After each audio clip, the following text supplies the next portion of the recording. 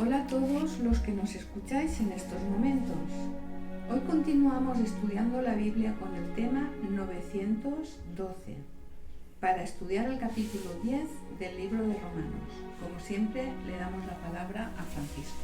Pues comienzo leyendo los 3 primeros versículos, en los cuales Pablo se dirige a su pueblo. Dicen así: Hermanos, ciertamente el anhelo de mi corazón y mi oración a Dios por Israel es para salvación, porque yo les doy testimonio de que tienen celo de Dios, pero no conforme a ciencia, porque ignorando la justicia de Dios y procurando establecer la suya propia, no se han sujeto a la justicia de Dios. Israel no pudo obtener la justicia porque había ido tras una justicia basada en los méritos de sus propias obras.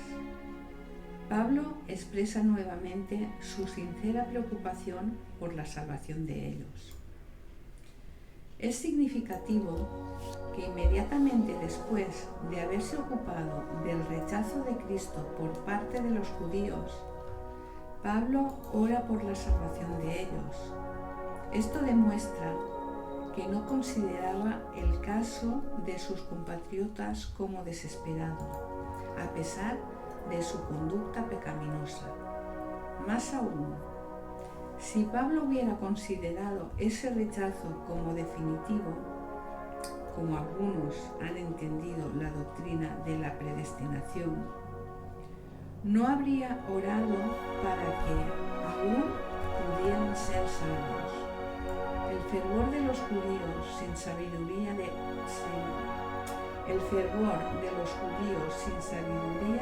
se transformó en fanatismo y manifestaron más celo por la forma y por la letra que por Dios.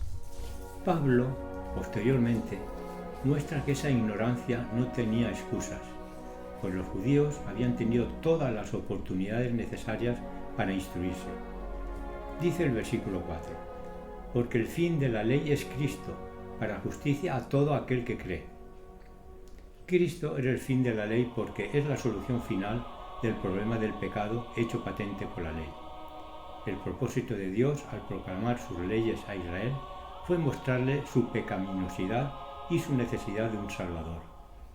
Pero los judíos habían pervertido el propósito de Dios usando sus propias leyes como medio para establecer su propia justicia mediante sus esfuerzos de obediencia legalista.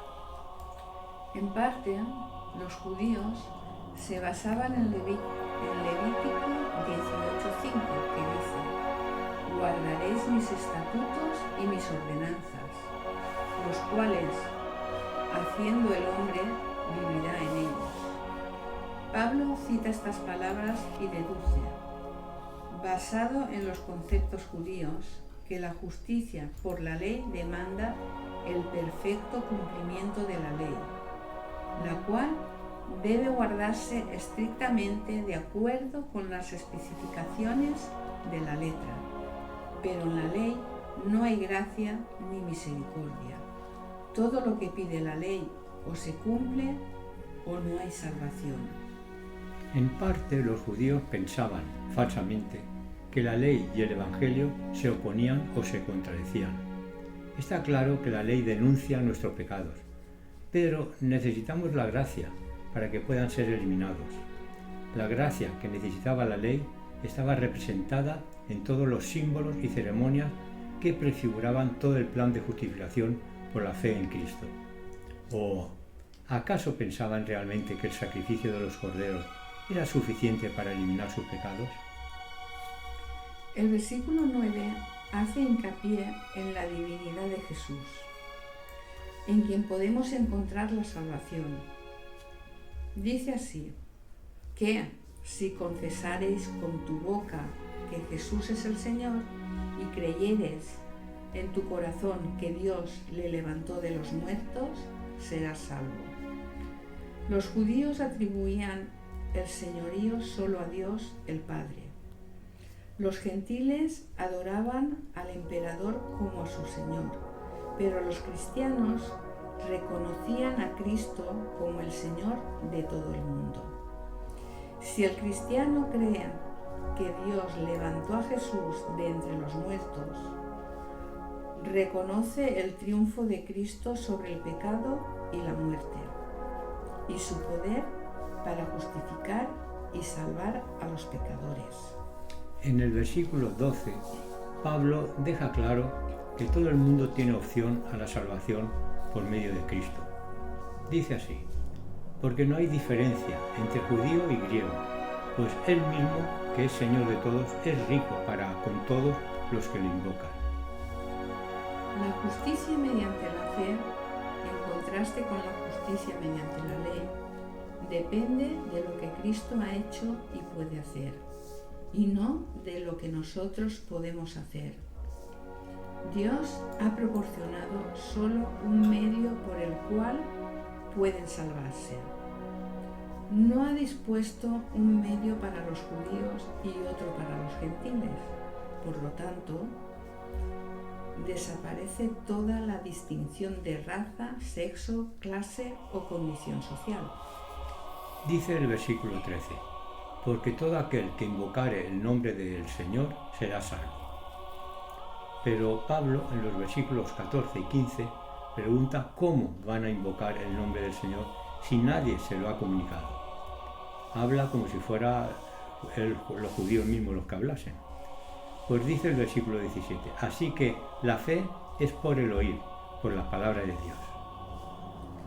Y en los versículos siguientes, Pablo le recrimina el que sí, que se les había enseñado, pero que ellos no han hecho caso de las advertencias.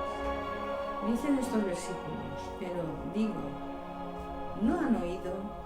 Antes bien, por toda la tierra ha salido la voz de ellos, y hasta los fines de la tierra sus palabras.